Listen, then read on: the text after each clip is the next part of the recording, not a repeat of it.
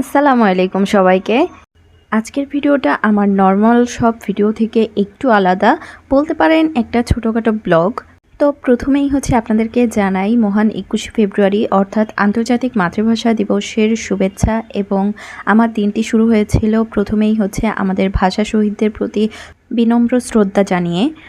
আর আমি এখানে আরেকটি কথা বলতে চাই, জানি না কে কীভাবে নেবেন আমার কথাটি। আমার মনে হয় যে আমরা আমাদের ভাষা শহীদদের প্রতি শুধু ফুল দিয়ে শ্রদ্ধা নিবেদন করলেই হবে না।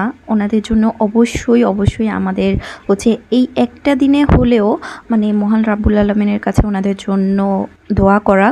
কারণ আমার ছোট জ্ঞানে মনে হয় যে মৃত ব্যক্তিদের উদ্দেশ্যে ফুল দিয়ে শ্রদ্ধা নিবেদন করাটা শুধু দুনিয়াকে দেখানোর জন্যই হবে। কারণ ওনারা এখন আর দুনিয়াতে নেই, ওনারা আখিরাতে চলে গিয়েছে। তো আখিরাতে ওনাদের জন্য দোয়া করাই উত্তম হবে।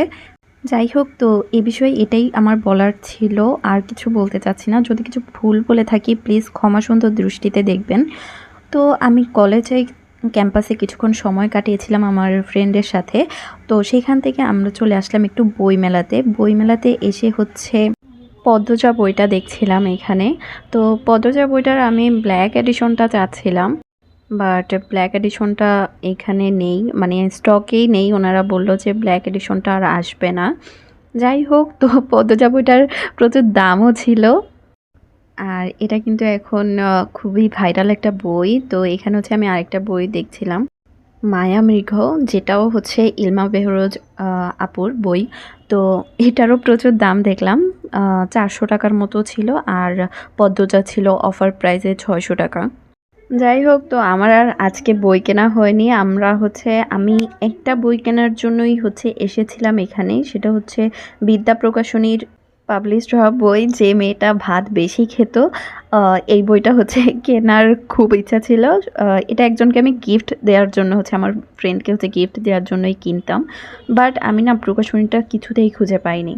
আমি আর আমার ফ্রেন্ড অনেক খুঁজেছি, কিন্তু কিছুতেই খুঁজে পাইনি। আর এখানে আপনারা এই যে সত্যায়ন প্রকাশনী দেখছেন না, 304 নাম্বার স্টল, এখানে কিন্তু সব ইসলামিক বইগুলো বিক্রি হয়। এখানে কিন্তু আপনারা আরিফ আজাদ স্যারের বই, তারপরে ডক্টর মিজানুর রহমান আজহারির বইও এখানে পেয়ে যাবেন। বাই দ্য ওয়ে, আমার খুবই পছন্দের একজন লেখক কিন্তু আরিফ আজাদ স্যার।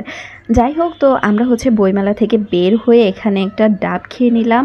আর আমরা কোথায় যাচ্ছি জানেন? আমরা কিন্তু যাচ্ছি জাদুঘরে। আর জাদুঘরে যাওয়ার পথেই দেখলাম কিন্তু এই চুড়ি নিয়ে এই আন্টি বসেছিল। তো ওনার থেকে আমরা চুড়ি দেখছিলাম। আর আমার খুব একটা চুড়ি পরা হয় না, কিন্তু আমার প্রচুর চুড়ি আছে।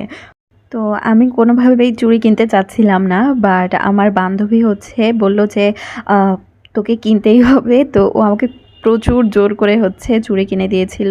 তো এখানে আমরা এখানে ট্রায়াল দিচ্ছিলাম, যেহেতু সাদা অ্যান্ড কালো পরেছিলাম। তো আমরা সাদা অ্যান্ড কালো কালারের চুড়িগুলো ফার্স্টে চুজ করেছিলাম, বাট আমার হাতে মানাচ্ছিল না। তো সেজন্য আর এগুলো নেওয়া হয়নি। তো আমরা নিয়েছিলাম মাল্টি কালারের মধ্যে চুড়িগুলা।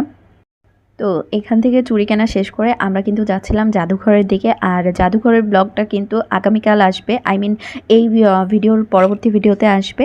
তো নেক্সট ভিডিও আসার আগ পর্যন্ত আল্লাহ হাফিজ গাইস।